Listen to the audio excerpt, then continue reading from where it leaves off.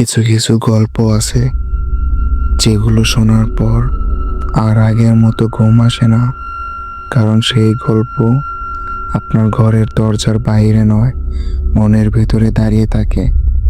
আজ আমি আপনাদের এমন এক ঘটনা শোনাবো যেখানে মানুষ হারিয়ে যায় না, ধীরে ধীরে মানুষ ভুলে যায় সে মানুষ ছিল। আমি রাজু, আর আপনি শুনছেন ভূত হিস্ট্রি। গ্রামটার নাম দক্ষিণ কুড়িপাড়া। গ্রামটা আলাদা করে চেনার কিছু ছিল না। একটা কাঁচা রাস্তা, দুপাশে পুরনো বাড়ি, আর একদম মাঝখানে একটা পরিত্যক্ত ঘর।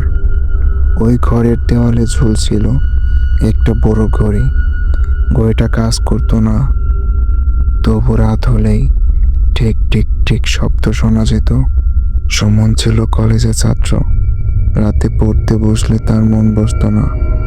একদিন হঠাৎ সে খেয়াল করলো নীরব রাতের মধ্যে ঠিক ঠিক ঠিক শব্দটা আসছে পরিত্যক্ত বাড়ির দিক থেকে।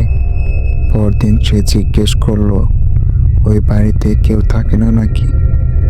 এক বৃদ্ধ বলল, ওটা বাড়ি না বাবা, ওটা সময়ের কবর। সুমন হেসে উড়িয়ে দিল। সেদিন রাত 2:17 সুমনের ঘুম ভেঙে যায়, কারণ কেউ তার কানে ফিস ফিস করে বলছিল সময় শেষ হয়ে আসছে। চোখ খুলে দেখে ঘরের দেওয়ালে একটা ছায়ার হাতে একটা ঘড়ি। ঘড়ির কাঁটা উল্টো দিকে ঘুরছে। পরের দিন থেকে সুমন বদলে যেতে থাকে। সে আর কাউকে ঠিক করে চিনতে পারে না। আয়নায় তাকালে নিজের মুখ অন্যজনকে দেখতে পায়। সবচেয়ে ভয়ানক ব্যাপার, সে লক্ষ্য করে তার হাতের ঘড়িতে সময় কখনো একই থাকে না। 1 সেকেন্ডে 1 ঘন্টা, আবার 1 ঘন্টায় 1 সেকেন্ড।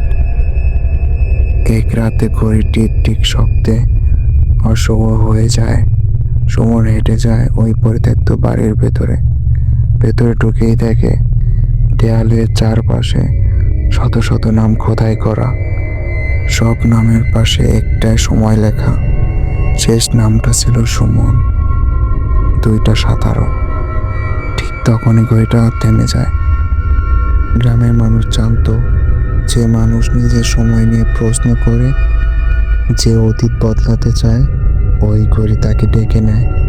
সুমন আর ফিরে আসেনি, কিন্তু আজও রাত 2:17 কেউ যদি আয়নার দিকে তাকায়, একটা কণ্ঠ শোনা যায়, আমার সময় শেষ হয়নি।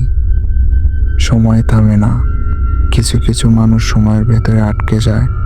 আপনি যদি আজ রাতে ঘরের শব্দ একটু বেশি শুনতে পান, সময় দেখবেন না। আমি রাজু, আপনি শুনছেন ভূত হিস্ট্রি।